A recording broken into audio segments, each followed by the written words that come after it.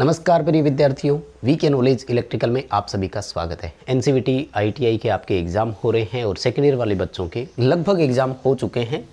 जिन बच्चों के एग्ज़ाम नहीं हुए उनके लिए एनालिसिस की प्रीवियस पेपरों में कैसे क्वेश्चंस आ रहे हैं। और आज की इस वीडियो में जो हम बात करने जा रहे हैं वो है हमारे पास 14 जुलाई को जो फर्स्ट शिफ्ट में पेपर हुआ था। हालाँकि सेकेंड और थर्ड शिफ्ट के भी क्वेश्चन तो मिल गए थे, लेकिन प्रोवाइड बाद में उसकी वीडियो करवा देंगे क्योंकि अभी भी बहुत सारे बच्चों के पेपर होने बाकी है। डिस्क्रिप्शन में लिंक दिया हुआ है, हमारा एंड्रॉइड ऐप डाउनलोड कीजिए और वहाँ आपके आईटीआई एग्ज़ाम पैटर्न पर आधारित फ्री टेस्ट अवेलेबल है। आप वो फ्री टेस्ट अटेंड कीजिए, ऐप डाउनलोड कर लीजिए। चैनल से पहली बार जुड़े हैं तो इस चैनल को सब्सक्राइब कर लीजिए। हम इसी तरह के अपडेट और कंटेंट इस चैनल पर आपके लिए प्रोवाइड करवाते हैं।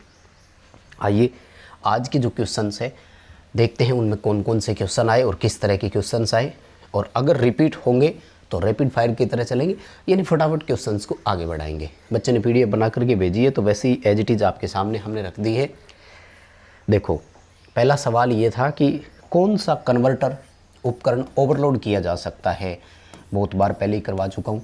रेक्टिफायर यूनिट आएगा। रेक्टिफायर को हिंदी में दिष्टकारी बोलते हैं, यूनिट को बोलते हैं इकाई। दिष्टकारी इकाई को हम ओवरलोड कर सकते हैं क्योंकि इसमें कोई प्रोटेक्टिव डिवाइस नहीं होती। जनरली मशीनिंग डिवाइस जो होते हैं उनमें तो कहीं ना कहीं ओवरलोड रिले होती है, इसमें कहीं ओवरलोड रिले नहीं होती। तो इस पर अगर लोड बढ़ भी गया तो अचानक हेवी लोड आ जाता है कई बार। ठीक है, आपको ए उत्तर करना था इसका। और उसके बाद में देखो एक ये क्वेश्चन आया। ठीक है, जिस तरह के फ़ोटोज़ बच्चे ने भेजी मैं वही तरह आपको दिखा रहा हूँ कि आपको चित्र में एक वोल्टेज स्टेबलाइजर दिखाया गया है और वो कौन सा है। देखो सेकेंडरी साइड से क्या कर रखा है, टेपिंग निकाल रखी है। उसके बाद में देखो सिलेक्शन के लिए देखो स्विच लगा रखा है। जिस तरह से फील्ड रेगुलेटर आता है उसी तरह से रेगुलेशन इस वाइंडिंग में दिखा रहे हैं। तो इसको हम बोलते हैं मैनुअल वोल्टेज स्टेबलाइज़र, यानी इसमें हमें मैनुअल सिलेक्शन करना पड़ता है वोल्टेज का, जहां हमें ज़रूरत होती है जिस मान के या जिस लेवल के वोल्टेज की हमें ज़रूरत होती है। फटाफट से क्वेश्चन करवा दूंगा सारे, बस और कुछ भी नहीं है, ज़्यादा इसमें है ही नहीं। जी सीरीज एमसीबी किसके लिए होती है। देखो जी सीरीज जो एमसीबी होती है ना, ये जनरली मोटर वाले के लिए होती है। एसी आ जाएगा, एयर कंडीशनर के लिए आएगा। ओवन और गीजर जो है इनके लिए फिर एल सीरीज एमसीबी होती है। ठीक है, वैसे अगर याद रखना है तो कहा जाता है कि जी सीरीज एमसीबी जो होती है वो इंडक्टिव लोड के लिए होती है। इंडक्टिव लोड बोले तो कहीं भी मैग्नेटिक सर्किट दिखाई देना चाहिए। अब एसी में मोटर होती है, मोटर में इंडक्टिव लोड होता है, मोटर में मैग्नेट होता है।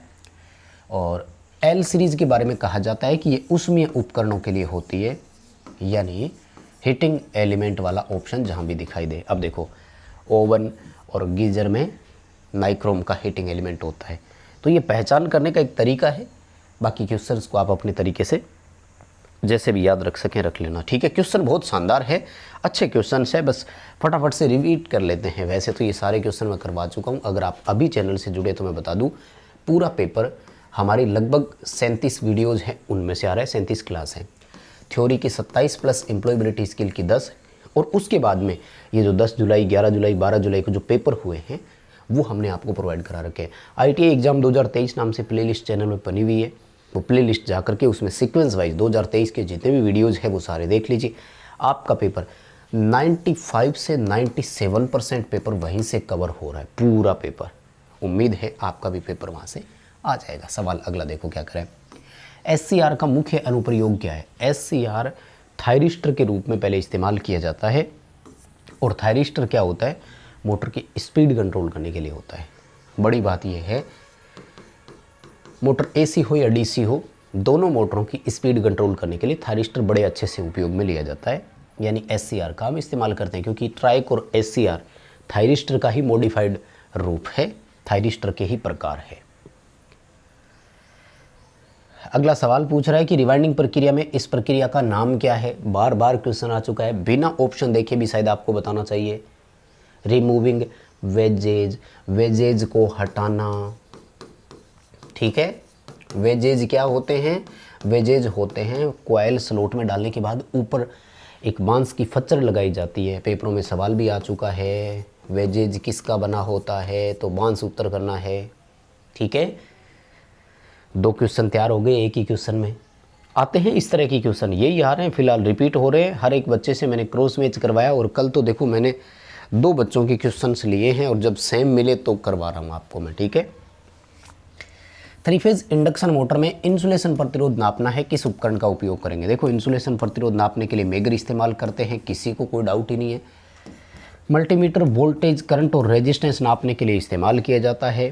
शंट टाइप ओम मीटर जो होता है वो निम्न मान के रेजिस्टेंस के लिए होता है और सीरीज जो होता है वो मध्यम मान के प्रतिरोध को सीधे नापने के लिए इस्तेमाल करते हैं। हम सीरीज टाइप ओम मीटर का सबसे ज़्यादा इस्तेमाल करते हैं, ध्यान रखना,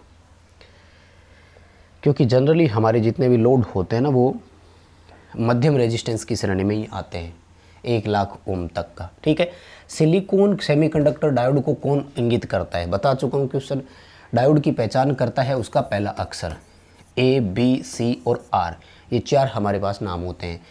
A का मतलब होता है जर्मेनियम, B का मतलब होता है सिलिकॉन, C का मतलब होता है गैलियम आर्सेनाइड और यह है गैलियम फास्फाइड, ठीक है।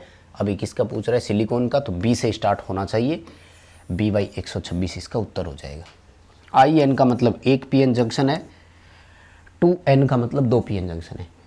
1 PN जंक्शन होता है डायोड में, इसलिए ये युक्ति तो है डायोड और ये युक्ति है ट्रांजिस्टर, क्योंकि ट्रांजिस्टर में ट्रांजिस्टर आएगा, 2 PN जंक्शन होते हैं। ये पहचान करने के तरीके होते हैं, 1 PN जंक्शन डायोड में, 2 PN जंक्शन ट्रांजिस्टर में, तो ये युक्तियाँ हैं। यानी अगर मैं ऑप्शन देकर कहूँ कि इसमें से कौन सा ट्रांजिस्टर है तो आपको डी करना है।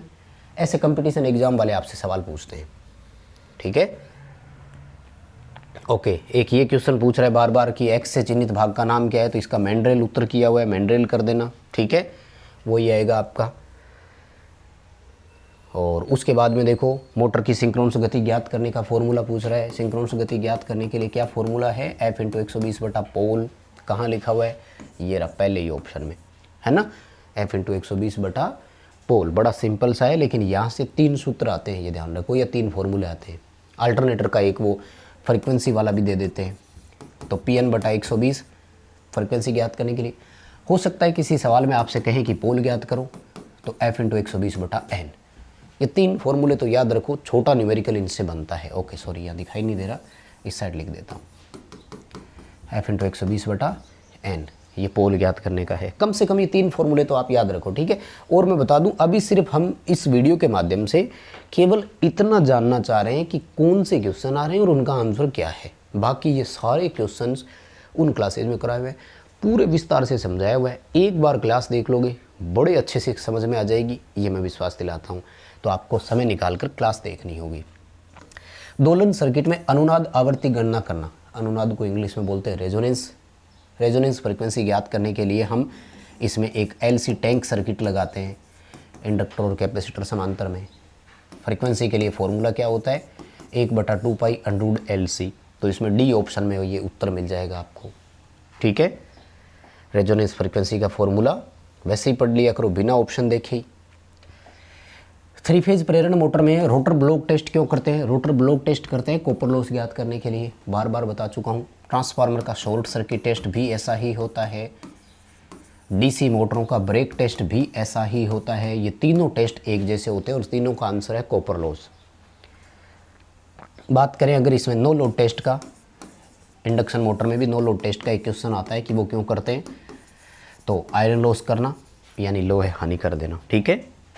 क्वेश्चन आ रहे हैं, रिपीट हो रहे हैं, और आपका पेपर हो गया या होने वाला है ये हमें ज़रूर बताइएगा आप, ठीक है। और चैनल से पहली बार जुड़े हैं तो सब्सक्राइब वाला बटन ज़रूर दबाएं, इस क्लास को अपने दोस्तों के साथ शेयर करेंगे। सवाल देखो, परिवर्तित गति पर हाई स्टार्टिंग टॉर्क प्रदान करने के लिए किस मोटर का इस्तेमाल करते हैं, यानी लोड भी बदले और टॉर्क भी अच्छा रहे, तो यहाँ डी ऑप्शन है स्लिपरिंग, अच्छा सॉरी है स्लिपरिंग ऑप्शन, तो यही आएगा, ठीक है। 3 फेज स्लिपरिंग इंडक्शन मोटर इसके लिए होती है। डी ऑप्शन में स्क्विरल केज मोटर था, गिलहरी पिंजरा प्रेरण मोटर, ठीक है।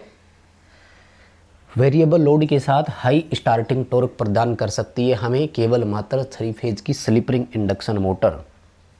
D option most suitable option है। इंसुलेटरों का प्रकार देखो, 3 तरह के इंसुलेटर है, तीनों का डायग्राम आ रहा है। ये वाला इंसुलेटर तो है सस्पेंशन इंसुलेटर, एक और है वो है सेकल इंसुलेटर, उसका डायग्राम आ रहा है। एक और है सिंगल सेड पिन इंसुलेटर, उसका भी डायग्राम आ रहा है। 3 डायग्राम आ रहे हैं, तीनों को अच्छे से पढ़ लेना। इंसुलेटरों के 3 ही हैं, ठीक है। उसके बाद में देखो कौन सा है, कम्यूटेटर पर तेज चमक उत्पन्न क्यों हो रही है, स्पार्किंग हो रही है। स्पार्किंग का क्या उत्तर करके आओगे बताओ। स्पार्किंग का मतलब है भैया ब्रूसों की पोजीशन गलत है ना। ब्रूस अगर सही तरीके से नहीं है, यानी एमएनए जो है वो खिसक करके आगे चला गया, एमएनए जीएनए एक नहीं है, आर्मेचर रिएक्शन के कारण कम्यूटेशन हो रहा है, क्या करोगे, ए ऑप्शन करके आना, ब्रूस की गलत स्थिति, ठीक है। और उसके बाद में देखो ये वाला क्वेश्चन है कि दोलक फीडबैक में नेटवर्क का उपयोग क्यों करते हैं। दोलक को बोलते हैं ओसिलेटर। ओसिलेटर में फीडबैक नेटवर्क इसलिए लेते हैं कि वास्तव में एक एम्पलीफायर जो होता है उसे अगर पॉजिटिव फीडबैक देते हैं तो वो ओसिलेशन करना शुरू कर देता है। और ओसिलेटर में पॉजिटिव फीडबैक कहलाता है कि अगर phase shift 180 degree out of phase हो तो वो पॉजिटिव फीडबैक कहलाता है। इसलिए सी उत्तर आएगा कि फेज को 180 डिग्री शिफ्ट करने के लिए, ठीक है। तो बस प्रिय विद्यार्थियों, यही क्वेश्चन थे आज 14 जुलाई को जो पेपर हुआ उसमें। 15 जुलाई का है वो भी प्रोवाइड कराएंगे। इसके सेकंड थर्ड शिफ्ट के भी क्वेश्चंस और मिले हैं, प्रोवाइड करवाएंगे, कोशिश करेंगे। आपका एग्ज़ाम कब है ये हमें कमेंट करके ज़रूर बताना। अभी के लिए बस इतना था। वीडियो लाइक कर दीजिए, चैनल सब्सक्राइब कर लीजिए और डिस्क्रिप्शन में लिंक एंड्रॉइड ऐप डाउनलोड कर लीजिएगा। बहुत धन्यवाद।